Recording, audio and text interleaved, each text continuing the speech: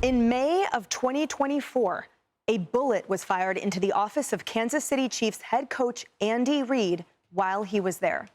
According to the Kansas City Star, Reid was working alone in his practice facility office in early May last year when the bullet was fired from outside, shooting a hole through the windows and blinds.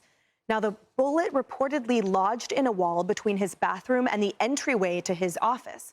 The Star also reports 2 more bullets hit the facility, with one striking the 3rd floor and another hitting an outdoor AC unit. Few people in the organization knew about the incident. Since then, reportedly, the team installed bulletproof glass shortly afterward, and the police have not yet found the shooter. Joe Concha, an absolutely mind-blowing story to learn about a year later. Clearly, this was kept secret. Sure. What are your top-line thoughts on this sort of mind-blowing revelation? So we're all paid to give analysis on this show and on this network in general. And all I have are questions, right? Because there's so little information. Why are we hearing about this 15 months later, to your point? Was Reid ordered not to talk about it because he hasn't gone to the press in any way, shape, or form? Why weren't employees in the building told this happened? Because a lot of didn't even know that a bullet was fired into the building. I mean, this is the most successful sitting coach right now in the NFL. 3 Super Bowl championships. He's built the Chiefs into an empire, but he's not Mike Ditka back in the day where he's controversial and saying things that may inspire somebody to try to shoot him. Not that Ditka ever deserved it, of course, but he's a benign, nice guy who has a couple of endorsements with Patrick Mahomes. But I can't see this being intentional. They were trying to take out Reid. Was it a stray bullet just that happened to go through? But the NFL needs to, Roger Goodell, you got to be more transparent about this, because why, again, are we learning about this more than a year later, Emily? Well, and I wonder, to the point about a million questions, just adding on to the questions, I wonder if Goodell knew about it. Was this a franchise secret, perhaps, right, that they really didn't tell anyone? So there's 3 bullets, Shannon, and we have analyzed a lot of criminal cases, and in police investigations, sometimes it's quite helpful to have the public weigh in. So was the police stymied in any way by the franchise? Is that why they still don't know who the shooter was, which to me is the most horrifying thing to note? Yeah, we were talking about this during the commercial, and I'd be very interested to know about the practice facility, how close it is to the road, to other neighborhoods or things. Could this have been a stray bullet that was from some other encounter that had happened? But in this day and age where you walk down the street and everybody's filming everything and there's news immediately on any number of social media outlets, how did not one person say something? Like you said, according to these reports, some employees didn't know. And I find that baffling. If there's been a shooting at your workplace that you wouldn't know, man, how this was kept under a lid since May of 24 is the biggest question I have. These practice facilities are huge, Lisa. And again, there's 3 bullets. So if it was a stray bullet, then That's there was the same thing I was thinking, 3 Emily. stray, right? So, and of course, bullets travel far, but just so many questions. Do you think that we're going to get a press release from the Chiefs? Do you think that they will address this, and Goodell and the like? Because now they are into a PR crisis management phase. Well, and I'm not, familiar with the practice area. Like, what does crime look like in that area? But to your point, yeah, 3 bullets makes it seem like perhaps it was more targeted. Came within 15 feet of hitting him, as you pointed out, between the office door and the bathroom as well. So my thoughts are, why him? To Joe's point, my understanding is he's not controversial. Like, people seem to like him. He doesn't really talk much.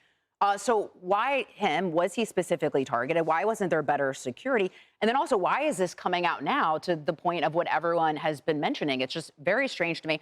I would love to know more about the shooter involved in this, the motivations. And obviously this comes, or the news of this, not the shooting, the news of this comes on the heels of the NFL headquarters being, targeted here in New York City. Not drawing any correlations or anything related with that, but it's all just very strange. And to your point, we have so more questions than we have answers right now. One more quick point. Yeah. Reid had bulletproof glass installed at his office 3 months ago. Does that mean they still think he's in danger? Again, another question. That's a great point. Wait, for sure 3 months ago? Because this says a safety measure installed soon after. Okay, I saw. So 15 months ago. 15 months ago was the incident. Right. Allegedly, then immediately they did that, or was it only 3 months ago that they did that? The media reports you read on this, and we just learned about it literally we were on the couch. It said he had it installed 3 months ago, or maybe it was 3 months after. Again, everything's fuzzy. If I'm ever sitting in a building and a bullet, whether it's an intentional or stray, comes within 10 feet of hitting me, I will absolutely demand bulletproof glass. To everyone's point on the couch, the way they're presenting it sounds like it was a non-targeted stray bullet. You have 3 bullets in various areas of the building. It wasn't like there were 3 targeted at the office. It sounds like one was at a different floor, an outside HVAC unit. I have to imagine that there are cameras outside of this practice facility.